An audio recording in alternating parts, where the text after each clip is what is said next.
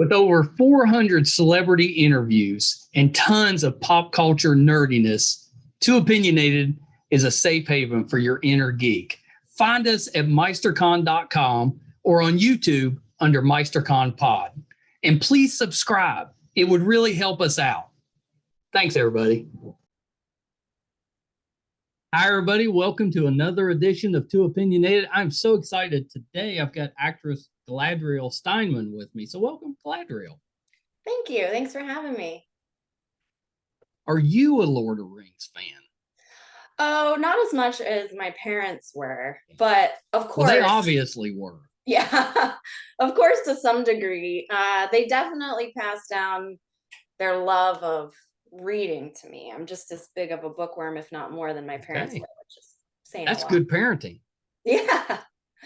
We named our kids after books. Our cats are named after books. Oh, we always say the only weird one is my husband because his name's Kevin.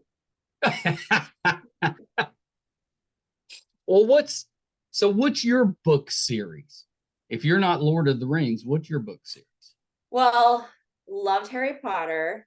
Oh, yeah. I'm a big Stephen King fan. I read a lot of Stephen King. Yeah. Yeah. I mean, those would be That's pretty good. That's pretty good. You picked some good ones. Thanks. Yeah. My son that does the editing for the podcast, he's a big Stephen King fan. Oh, yeah. Yeah, I'm actually reading Fairy Tale, his most recent novel right now. Oh, yeah. Is it good? So far, I really like it. Not like he writes fans. I like when he makes up his mind between whether it's going to be like fantasy or whether it's going to be real. And sometimes you don't know. And I forget what the last one was called. There was like nothing supernatural the whole time. And I was like, okay, cool. So we can do that. But I mean, this one's called Fairy Tale. So, it's going somewhere like that. And it just started to kind of get to that. So I'm right like in the middle of it. It amazes me that he's so prolific. I mean, he puts a book out a month, basically. I know, it seems like that. Well, yeah, especially when you count all of his like hard crime novellas and all that. Yeah, I know. It's pretty inspiring as a creative, Well, I just know that, if you're working on one thing, whether it's a script or a book, whatever it is, it's so difficult to finish and get that out there. And he does it like monthly. I know. I mean, it probably does help when you don't have to do anything else. Most of the authors I know, like that's not their day job. So I'm sure that makes it a little easier. I'm on my second book right now, and it's hard. I mean, I'm in the developmental edit stage, and it is not easy to fit in with life as a side thing, What was the first book? It's called Love Against the Autumn Sky. I write it's an open pen name, Willa Frederick, mostly just because I write scripts and stuff too. It just felt too confusing. And it's a very specific genre of like PG-13 romance. So my next book, true to genre, is a Christmas romance. Oh, very nice. See, now that first one, it sounds kind of like CW-ish. Maybe. Honestly, it started as a Hallmark script. Oh, well, Hallmark would work. While I was kind of pitching that out there, a publisher approached me and she's like, I think it'd make a great book. And I was like, I'll make it if you want to make it a book, I'll make it a book. Why not? I wasn't about to turn that opportunity down. So, so that's been cool. Very much learning experience that came out in fall of 2021. And hopefully this next one will be out this Christmas. But were you writing during COVID? Like when you were quarantine, was that when you were writing? Yes, I wish it had started earlier in COVID. There was that weird like early time where none of us were really sure. We thought we were just in for a brief little thing. Yeah, we were just like happy to get fat and hang out and play online games or whatever. Yeah. And then we realized, okay, like long haul, we better like do something. So yeah, my things were plants and writing. And that was just, I mean, I'm an acting teacher also, and I still continue to teach online, now there's even more of that. I mean, right. Even doing interviews and stuff. You've kept busy. Yeah. But it's just nice that, it's become so much more acceptable. Like I said, doing press stuff, like the Zoom interview, and no, I'm almost embarrassed or feel guilty about saying it, but quarantine was really good to us as a podcast because everybody was home looking for stuff to do. We'd reach out and people were like, yes. Yeah. Well, and it felt normal, right? Like, especially when none of us were working. And I mean, I think we all had an identity crisis. Like, am I an actor? Is one an actor?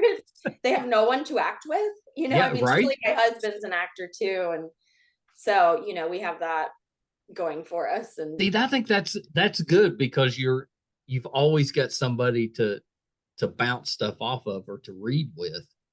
Because you're not really doing live in person.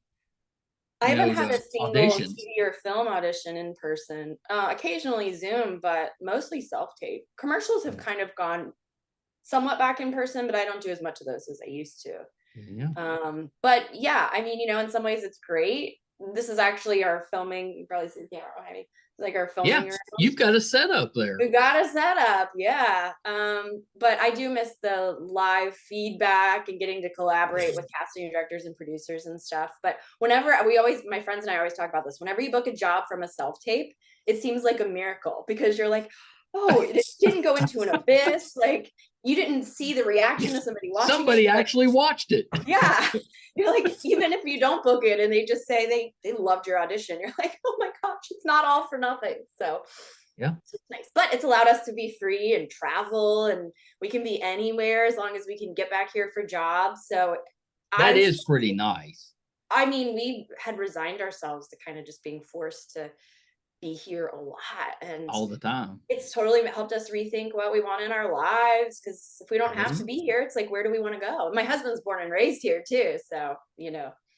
Yeah, you might as well travel a little bit. Yeah, exactly. And so many people moved during COVID, right? So now our like core group of LA people, they're all over the place. So and of course they all got giant houses with guest rooms and finished basements and things we don't have in LA. So we're like, sure, we'll come visit. I know. It's like if you have a place like that in LA, I mean, it's millions of dollars. Millions. It's crazy. You can have that same place here. Yeah, 3-bedroom home, like 1.5 and I know. You could get that for a couple $100,000 here. Yeah, Kentucky too. I know. I deep dive into Redfin all the time. I'm like, look what I could buy. No, I do miss that area. I went to college in Northern Kentucky in the Cincinnati area. What was the school? Northern Kentucky University. Very nice. Yeah, I didn't realize there was a Northern Kentucky. Oh yeah, it's actually Division I now. It's gotten quite big. Well, I should have known because there's an Eastern, there's a Western, but there's not a Southern. So no, that's true. And it is younger as far as universities go. I think it started in maybe like 70 or something. But and you know, like growing up there and stuff, we miss it. So anyway, we're looking at becoming, I say, bi-coastal, this coast and the Ohio River being a coast. You know? Yeah. Come on back. Yeah. You really want to. You know, I was supposed to be doing a movie in Kentucky next month and it got canceled or postponed for technical reasons. But I was so excited, and my husband was going to come, and he's never seen Central Kentucky, so we were going to explore. So now we just got to find another excuse for that. Yeah, you gotta find ways to come home. Yeah, for sure. You've got the complexion. You could be on Rings of Power, I think. Oh, that would be you should contact them because you got the name. Got the name. I know. Totally do it. I mean, you know, having an Elvish first name and a last name that sounds Jewish in this town, there. You would think that would help. Yeah. Or they go, what? Like, you can tell a lot about the kind of background somebody has, whether they're like and I'm like, or if they're like, I have no idea. Is that in the Bible? Yeah. I haven't found it yet. I did go to Catholic school, but still looking for that one. That's the only time I've ever heard that name. Yeah, I think it was created, if I remember correctly, it was created by, I mean, you know, that language is so complex, right? So it translates to something in that language. Yeah, he went in detail. I know. So that's why I said, I mean, I can't claim to be a true fan, I feel like, until I can speak it, and you know. Oh yeah. But I do enjoy it. And my son is 12. And so he's getting to an age where he's starting to read stuff like The Hobbit. And, I told him I'd go back to Fellowship of the Ring if he wants, and we could read together. And, See, I think that's the right age to kind of start yeah. reading those. I was probably around that when the first time I read Yeah, and those. he's a big reader, and he loved all the Harry Potter books. And I have a picture of him during COVID. It was towards the beginning of it, and just him in a chair like this. And it was the minute he had finished the last one. He was so sad. Oh, yeah, isn't it? If you're a reader, anybody that loves books kind of gets that. It's sad when you When finish it's a the end. series. I Yeah. know. I know. I feel that way. I read the Cormoran Strike books, which are Oh, yeah. Also J.K. Rowling, but under the pen name, those mystery ones. And I think she's only going to do another one or two, but still haven't read the one that came out the end of last year because I'm kind of like pacing them. That's right. You got to pace them out. That's right. I was a big Wheel of Time. My mom loved those. Oh my gosh, yeah, and I mean the show's great. That's been fun, but that one I never thought it would end because it was so long, and the books are like 1,000 pages each. Yeah. But then when it did, as great as it was kind of sad. Yeah. Yeah, it is. It's like a world ends, Yeah. So I always envy people who are reading my favorite books for the first time because I'm like, I can never go back, and I can never do that. I used to tell my friends they needed to check out these books that starts with Game of Thrones. I was like, you need to. I was reading these back in the 90s, so I was like, you need to read these. These are really good. Nothing. Couldn't get any of them to read it. And then the show comes out, and they're all coming back to me. Have you heard of this Game of Thrones? I'm like, yeah. You're just shaking your head. Oh, I should say, I watched that this year. I was the only one who had not watched Game of Thrones, and I watched the whole thing. So I experienced all these things that everybody was like experiencing as a culture, like all by myself. And like some episodes, I was like, oh, I know what this day on social media was. I remember how angry everybody was. Like, but the first Kindle book I ever purchased over a decade ago was Game of Thrones, the first book. And so now I'm like, oh, now I want to go back and read it. Yeah. Now you got to go back. Well, you got plenty of time because he's the slowest writer on the planet. I know. Let's hope he outlasts the opposite of Stephen King. Although they are big books, but so are Stephen King. They are big books. Well, so did you survive the Red Wedding? Okay. That was the one that I was like, I know what day that was on social media. I remember how angry people were, and I didn't know what it was. And the episode wasn't called The Red Wedding, right? People referred to it as that in hindsight. Right. So I immediately knew. But the funny thing was my husband had watched them all, but he was excited to have a chance to watch them back from the beginning. It's one of the few shows where I think it'd be so interesting to see them like season one to where it went. And he just like wouldn't make eye contact with me. And I mean, it took me days to get over it. I just felt like I'm like, as a writer, it shows me like gives me permission to do so many things story-wise that we just think are, we just get used to being a rule that aren't a rule. Yeah, has to be a happy ending. I can't kill off the main character. Yeah, I can't trust anything. Like when my best friend and I read those books together, and when we're reading them and it came to that Red Wedding part, I had to put the book down. Like I stopped reading for like 3 weeks because I was just processing. I was so upset. I was a big Robb Stark fan. Yeah. And they about killed me when they I could not believe it. I know.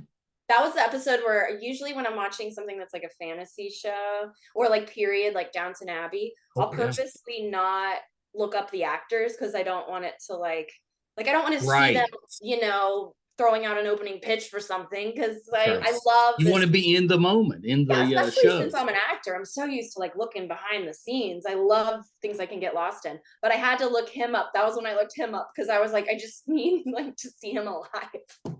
We need to know he's okay. Yeah, he's done well for himself. He's fine. he's doing all right. Yeah. Well, so let's back up a little bit. Tell me a little bit about what got you into acting. What made you want to become an actress? Not the easiest profession to go into. No, not the easiest profession. I don't recommend it to anybody. There's just those of us who like, it's like being born with some kind of weird gene. We just can't quit it. But anybody who, is interested in something a little more emotionally healthy, I totally encourage that. But for me, it wasn't so much what got me into acting. I was born wanting to act and then talked myself out of it as like a practical thing to pursue. So when I was younger, before you have to think about the practicality of stuff, like from the age in preschool, I remember watching The Wizard of Oz. That was really the first thing where, and I don't know how in that age mind I was able to see that like Dorothy was an actor because, a lot of that stuff, I have no idea. All I know is like, that's what I wanted to do. And everybody knew it around me. Like my kindergarten teacher sent me to my first audition, which was like a community theater production of Annie. But I was like 5 and I had no idea how to even like read the stuff. But even that, I was like hooked, and then through high school, I started to get a little discouraged about it and just had roles here and there in the productions or did crew, like makeup and stuff.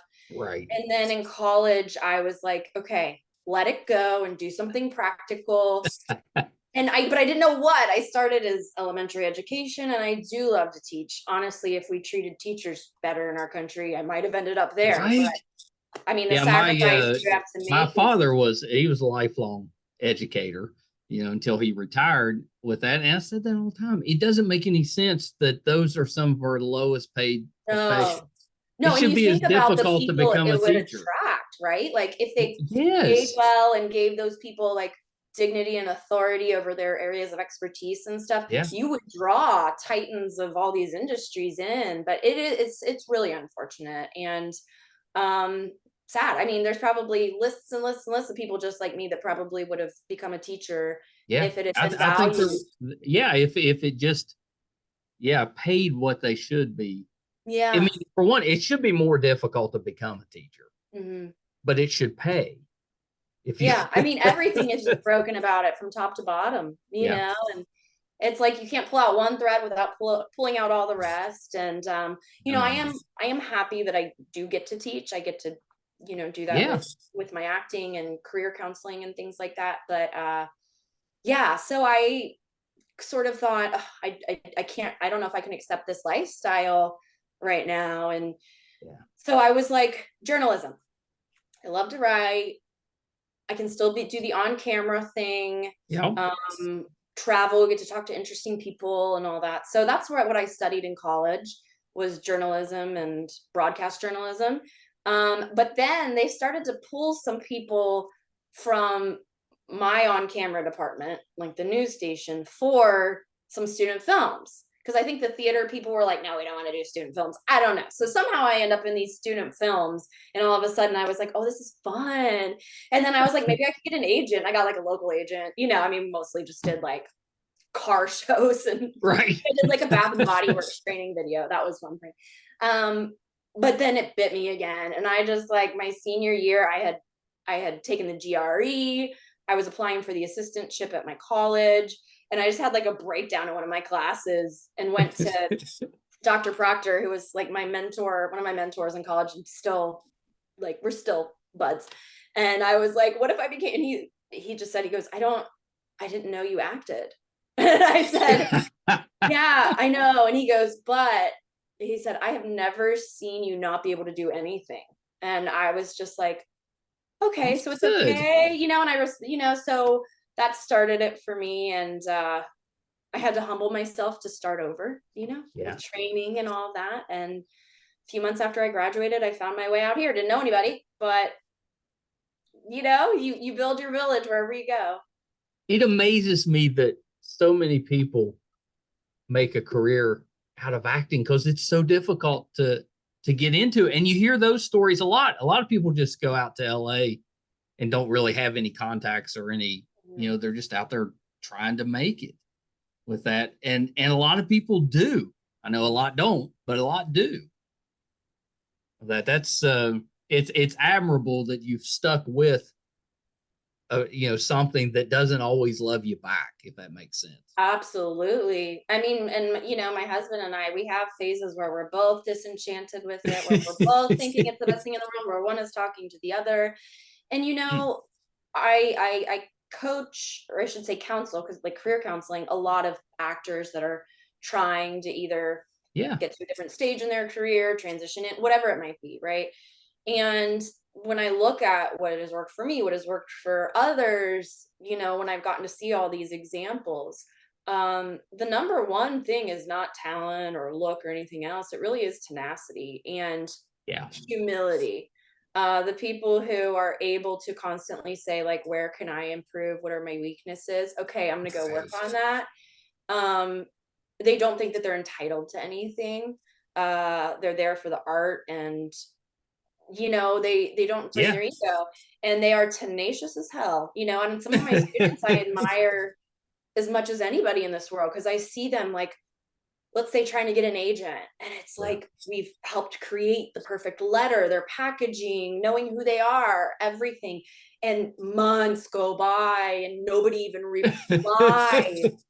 And then all of a sudden, one day, because they didn't give up, third time around, they replied, and they get a top agent in town, and within the same 2-week period suddenly become eligible for the union. And it's nice that I get that vantage point where I get to watch it work. That's pretty great. Yeah, it is. It's one thing that keeps me not getting too jaded about the business, I think, is because I get to see a little bit of the big picture. And for me, it balances out a lot of the insecurity and sometimes insensitivity of the business. Yeah, of course. How did you get into the counseling and coaching side of it? Well, about actually 10 years ago this year, I started teaching at the Michael Wilson studio. Oh, very nice. Michael Wilson was a protege of Larry Moss, and he kind of became more known to the general public because he coached Haley Steinfeld through her role on True Grit. And so, like, through all that, so he started getting swamped, especially with younger actors. But the funny thing is he never planned to become a young person's acting coach. And so, I had been a student of his for many years, and he slowly started feeding me students. And then I started teaching classes for him probably 7 years ago. And since then I have my own like masterclass online that's, like masterclass style, like it's all pre-recorded. And I only just left his studio just because, I'm so busy, but I just left like a month ago because at this point I was like, I'm never available for you anyway. And I got this going with the utmost just respect and love. That's awesome. Yeah. And that studio, it doesn't exist now in a brick and mortar form, but it was a great growing point for me and really affected how I approached the craft, and met some of my chosen family there, Yeah. Well, it lets you give back a little bit too. Oh, absolutely. Absolutely. And, I try to constantly be reading things as far as psychology and, things like that, because I'm not trained to do that. But of course I end up, becoming a pseudo therapist sometimes as people are working through their own stuff and their acting. And I try to be very protective of that and offhand as much as possible. But it is a real honor to, get so intimately into people's emotional lives and like kind of help Sherpa them through how to use that, how to stay safe, how to make their own stuff, it's really rewarding. That's terrific. Yeah, good for you. Thank you. So we loved you on the middle. Thank you. I loved me on the middle too. Yeah, which is still going. I know it went for so long. I know, but yeah, we were all kind of disappointed when it ended. I'm like, what was it? Had a pretty good run. Yeah, it did. It really did. I loved that show. I learned so much about comedy on that show. Yeah, they were so good at it. The writing was really good. Cast was terrific.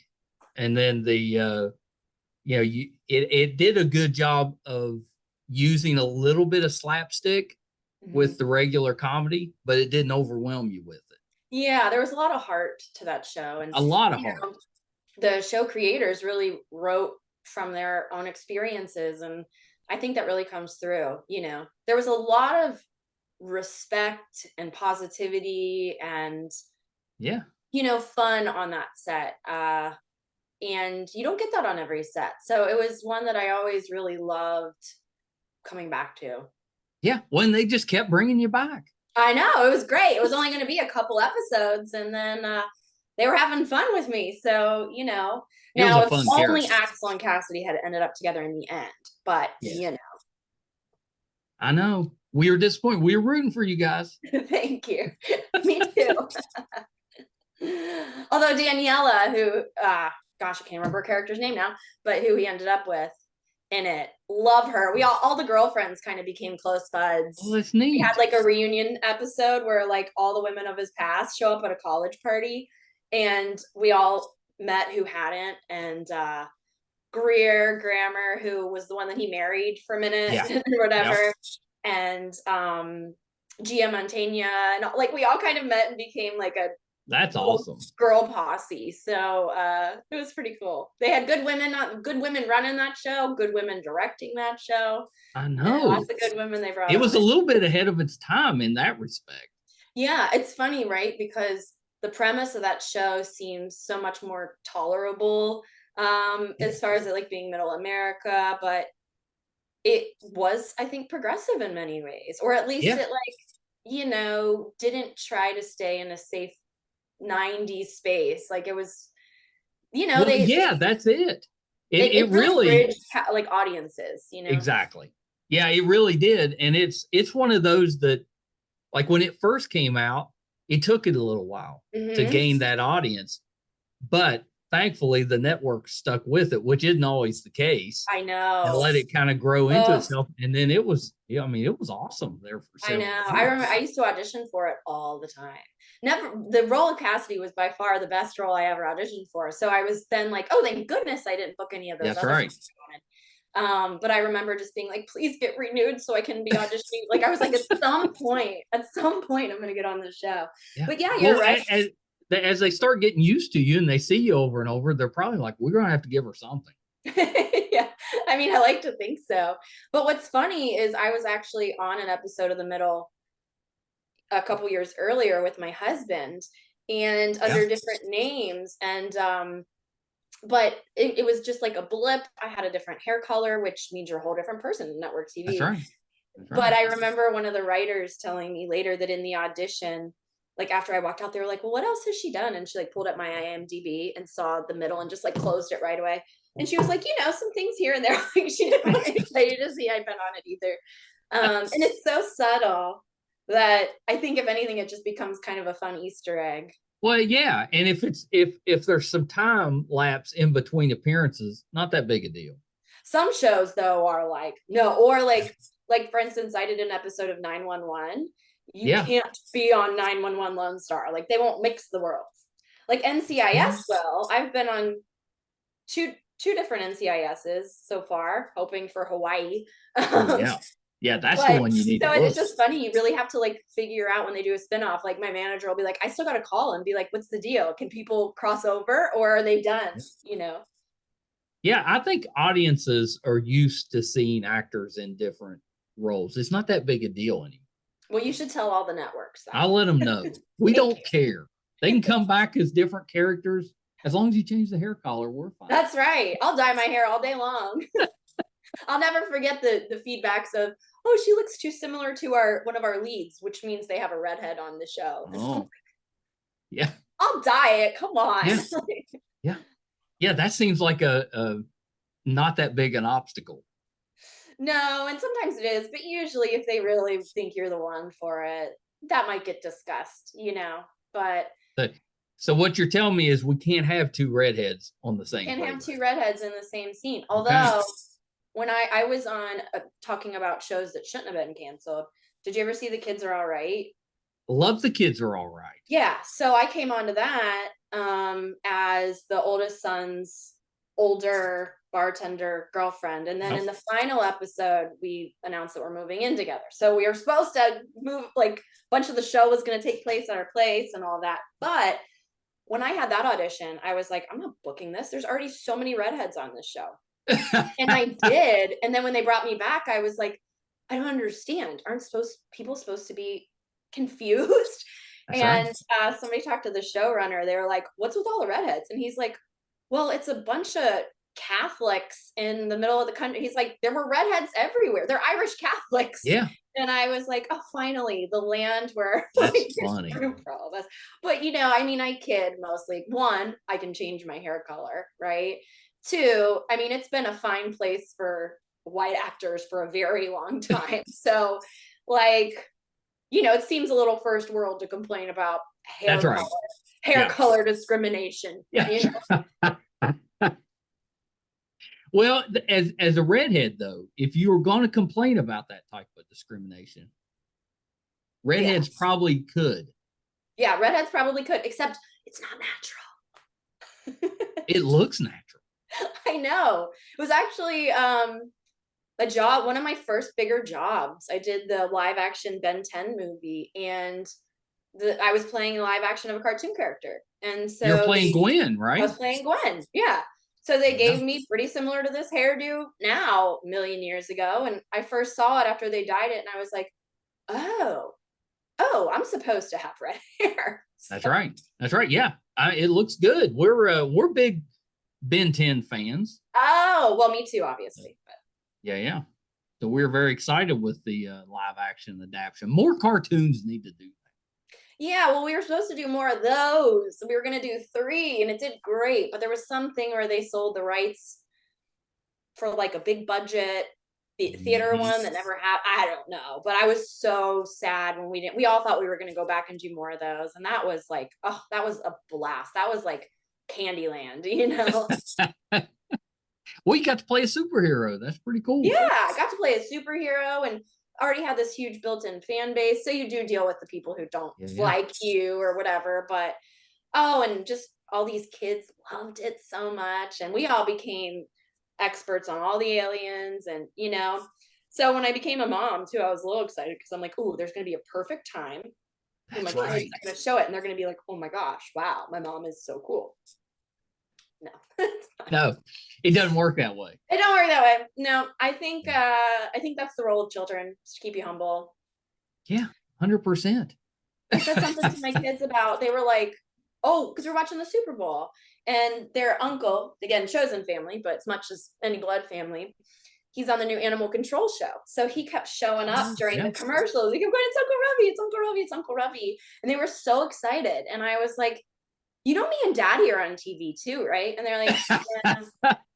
And I was like, okay, thank you for deflating. Yeah. That show comes out like Thursday, I think. Yeah, I know. I'm excited. Seems really fun. And he was up in Canada for a while, and now he's back. They live in Nashville. They used to actually be our next door neighbors here. Really? Yeah, and they moved to Nashville during COVID, like a lot of people did, just to have more quality of life. But they're still doing their thing. You know, I mean, she's not in the industry. She's a therapist, his wife, but it's nothing's changed for him except where he calls home, it seems like. So that's a we cool drove thing. out to Nashville. I'd never been, and we drove out. It took about 5 hours to get there, but there's like nothing for hours, and then Nashville. It's like nothing, and then big city. I know. Totally. I mean, well, I've done the north-south drive there a lot, especially because I've worked in Kentucky a good bit. Yeah. So, in the summer I did a movie in like Lexington area, and I've done one in Western Kentucky, and you know, and the going back and forth there, and there are some gaps. You know? Yeah, there's some space. It's like, could we just put a gas station or something? There's definitely not enough gas stations. No. Even where they live, there's like the one gas station. They live a little bit outside the city, and I know where their gas station is. Yeah, you better stop. That's right. Is it difficult, like when you were on The Kids Are All Right, is it difficult when a show kind of ends on a cliffhanger that you're expecting to come back and be in more episodes, and then it just doesn't get renewed? Yeah, I mean, I personally was really disappointed. It felt like my role was just gonna get bigger. And they intended that, and I thought it was such a good show, and it was, It and was. I thought they were gonna give it a little bit more time, I'm surprised somebody else didn't grab it, because it really was a good show. It was great. And they had, the thing is too, is, you see those shows where you're like, okay, I know what you're gonna do for season one, but then like it's kind of played out. Like, where is it gonna go? And this one was just getting started. I mean, they had so much, and everybody on it was so good, and the writing was so good, and it's just great vibes on that whole show. And I mean, really, it was sad for me, but my heart broke for all the people I had met on that, because in one season of a show, you become family, Sure. and the That's a lot of time to spend together, and what it meant and how excited they all were. So I was sad for myself, but man, I know, and it happens every day out here, but just to witness that kind of heartbreak, it's sad. It's like a breaking up of a company overnight, where they're like, you're just not going to see your coworkers anymore or do your job. And it's like,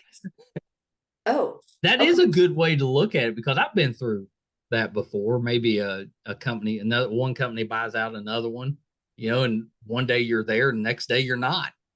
And you don't really ever get to say goodbye or anything. You just don't come in that day. Yeah, I mean, that can be traumatizing, I mean, I think that's one reason why our union has pretty good mental health benefits, like, one, it attracts the type, I'll be honest. But two, I mean, it is a psychologically difficult business, even at that level where, if you're a regular on a show, you're doing top, I don't know, half of 1% probably. Yeah. And, the heartbreak just reaches you at every level. But I think anything that mixes creativity and artists and business, like, it's bound to, music, music's like that too. It's, in a different way. It's much easier to get a song produced than to get a whole film produced, right? But it's just, still even when you do, they still fall apart. Yeah. So I wanted to ask you, I know we got to wrap up soon, but I wanted to ask you about Murder Anyone. Yes. So tell me a little bit about the movie, and when does it come out? Great. So it is out now on VOD. Good. Had I been able to meet with you in our original That's right. Not have been out yet, but it is out now everywhere on VOD. And we're excited because we've got, like, our studio, we can hold about 20 people, and we didn't do it this past weekend because of the Super Bowl. But we're inviting all the couples. Oh, good. Coming. So we're going to do a little, probably do some like pizza and stuff. And it is fun. It is fun. And it's one of those movies that is so unique in tone. I think that as we were filming it, I was sort of like, what but James Cullen Bresic, our director, he just knew what he wanted to look like the whole time. So I kind of just had to trust him, because he'd be like, he could see I'd be doing things and not even know why I was doing them, because I didn't know how he was gonna, but I was just like, okay. And so I felt actually a little more self-conscious, I think, in this one than I do sometimes, because it was a whole new thing. And it's sort of, I want to say, changes genre throughout, but you'll see it does kind of in some ways. Just looking at the previews, I mean, it looks kind of wacky, but in a good way. It's so wacky. It is so wacky, and but fun. And you know what? You could think that somebody kind of just at first glance slapped it together, but when you really look at it, you can see how precisely planned sort of each thing is, and I hadn't met anybody involved in this movie except Christos, who played Cooper in it. We had not even together, but we had worked on a project, at the same project before. And they were looking for James. One thing that's really cool about James as a director is he just works with the same people all over again. His crew, even the same actors, he doesn't care. He'll put the same people. And like, I've already done another movie with him since that one, just as a little cameo. I kind of like that. I do too. So I was like, oh, here's a guy that I would love to be in his Rolodex of people he just pops into movies. And and we met at Denny's. We met at Denny's. We had a meeting at Denny's. And like, we just hit it off. And it's funny because originally I was like, he adapted his dad's play into this film. And I lost my dad young as well. And my dad was a creative, and I was immediately interested in that. I was like, oh, what an amazing way to honor someone you miss a lot, to turn that grief into something like beautiful. And it's awesome. I don't know that I need to do that for myself, but I just was like, oh, that's something I'd be interested in, and then and I thought, and he makes a lot of movies with a lot of people I know. So maybe it'll be like a long-term relationship. What I didn't expect is that he and I would become like best buds. We've spent more time hanging out off set now than on set. That's awesome. Yeah, and he's just a good person, and he's young, like he just turned 30, and he's been directing since he was 21. I vaguely remember 30.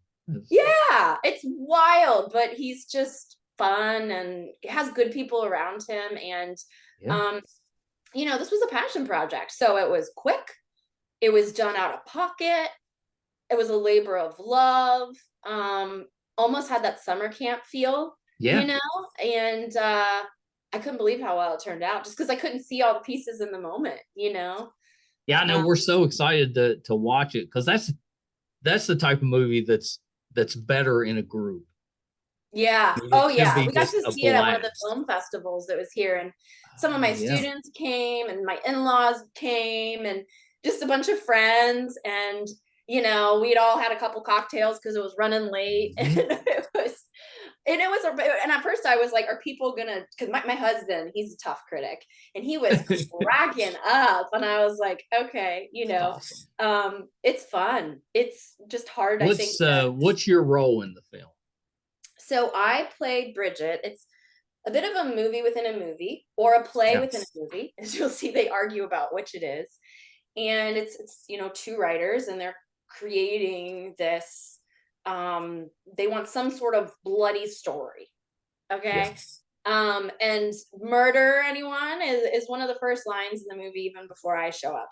And they're constantly arguing about what kind of movie, or if it should be a play, and what's overdone, what's a cliche, what's this. And so it cuts back and forth between them and us, but every time they rewrite us, then we're different too. So sometimes the location changes. They even recast the main guy and bring in Christos early on. I love that, because so they're doing all this stuff, but you're actually getting to see it play out. You're seeing it play out. And there are times when we're mid-scene and they're talking, or like frozen, like checking in as they're deciding what they're going to do. Awesome.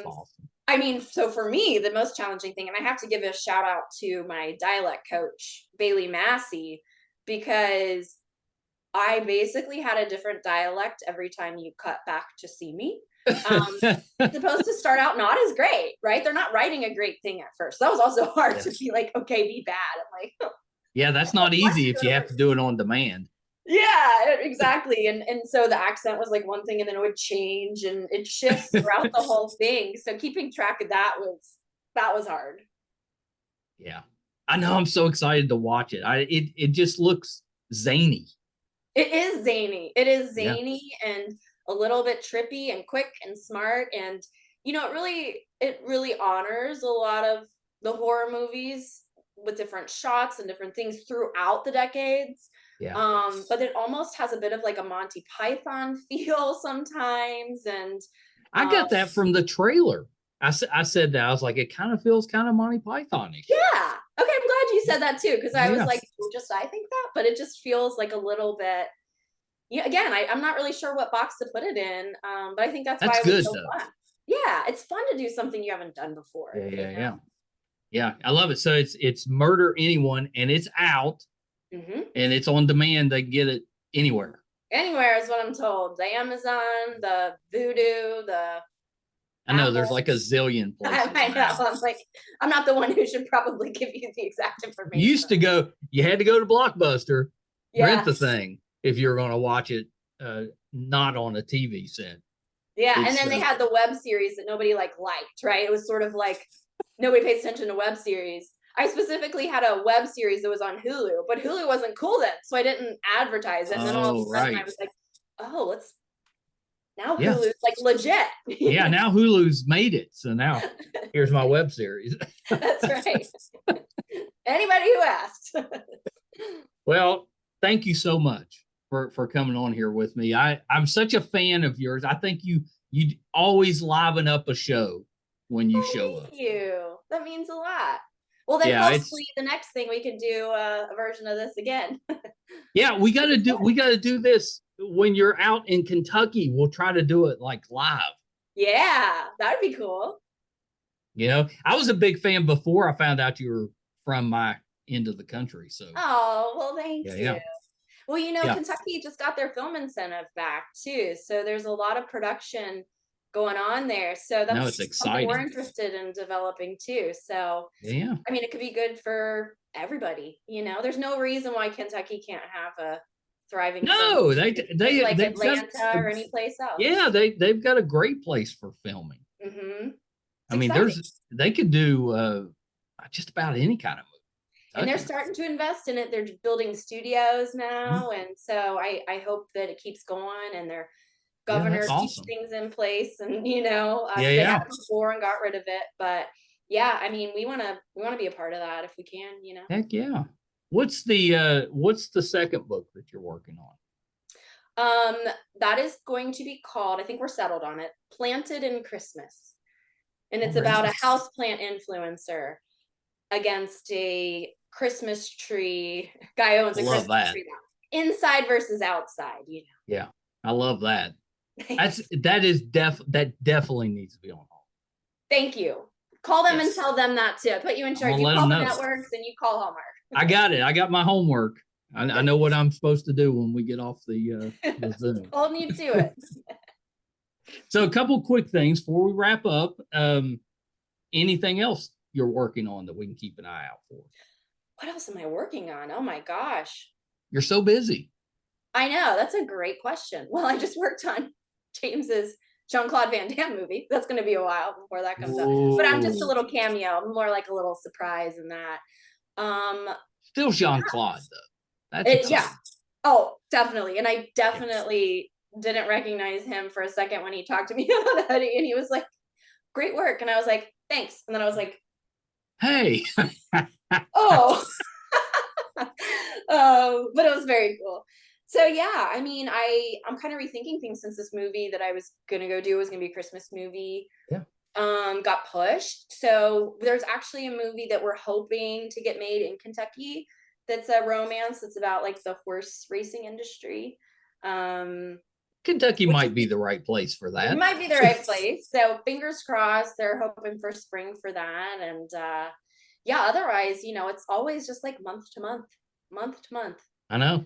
Very exciting. Very exciting. So last thing before we go, where can we find you on social media? Yes, please come find me on social media. I took a little bit of a break this month just because there's a lot of family. Sometimes you got to take a break once in a while. But I'm normally pretty active on Instagram. And that's Gala Elf, GALAELF, because of course I'm an elf queen. Yeah, I know. We really need to find you a fantasy series. I'm dying for fantasy. I mean, even better, we could do like fantasy 1800s. Oh, yes. Let's write it. Let's write it. That sounds 1800s in Kentucky. Yeah. But fantasy. Yeah. I'm in on that. Yeah. You've got at least one viewer built in. Great. And I know where we can advertise it on the side. That's right. I can help with that part of it. Deal. Well, Galadriel, thank you so much. This has been awesome. I can't wait to see what you do next. Yeah, and after you do get to watch Murder Anyone, shoot me a note. Let me know what you think. Well, I'll shoot you a note, and I'll send you some pictures of our. Oh yes, please do. I'll share it. I'll share it with the team too, the Murder Anyone team, because they'll perfect. I know all my friends. They're like, "You gonna share these pictures?" And I was like, "Yes." Like, that's right. Wear something spiffy. That's why I was like, "Don't be coming in sweatpants." Although I wouldn't put it past me to come in sweatpants, so no judgment here. Well, I'm the same way. Zoom allows you to wear whatever you want to. Oh yeah, I got to do some other stuff today. I'm just going to go change my shirt. That's all. That's all you have to do. That's right. I love the Zoom. All right, hold on one second. How great was that, Galadriel Steinman? Hope you enjoyed that. I think she is such a talent. I didn't realize she was a writer as well. Shame on me, but I'll definitely be checking that out as well. The movie is Murder Anyone. It's out now. You can watch it anywhere, and it just sounds like a zany blast. So definitely check that out. We're going to have Spencer Breslin, who's also in the movie, will be on later this week. Thank you guys so much for tuning in again this week. If you haven't done so yet, we could use your help on YouTube. It's under MeisterCon Pod. Please subscribe if you're listening. Just subscribe to wherever you're listening at. That would really help us out. You can also find all of our episodes, audio and video, on our website, meistercon.com. So definitely check us out there. Thank you guys so much. Until next time, bye, everybody.